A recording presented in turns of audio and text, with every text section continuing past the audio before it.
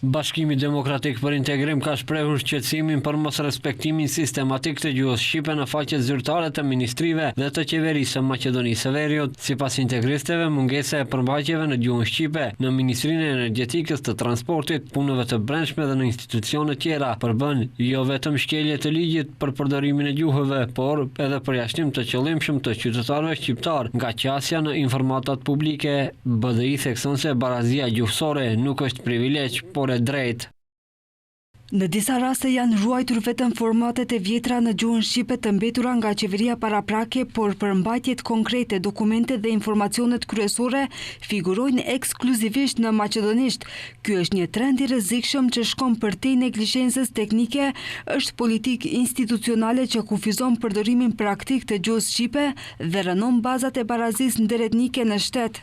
BDI rikujton se këto zhvillime vinë në një moment kur bëhen përpjekje për të vënë në pikpyetje vetë dispozitat kryesore të ligjit për gjuhët në gjykatën kushtetuese. Sipas integristëve, heshtja e vlen legjitimon qasjen e qeverisë ndaj gjuhës shqipe.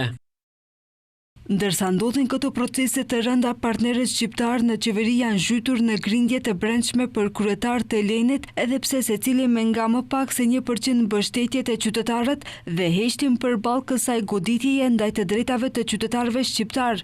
Me këtë heshtje, ata jo vetëm që e legjitimojnë këtë qasje, por janë bërë pjesë e problemit. BDI bën thirrje institucioneve të respektojnë ligjin dhe kushtetutën, të ndalojnë me diskriminimin gjuhësor dhe të reflektojnë për pasojat e këtij kursi. Një ditë më parë, televizioni Shenja informoi për mos respektimin e gjuhës shqipe në webfaqet e ministrive.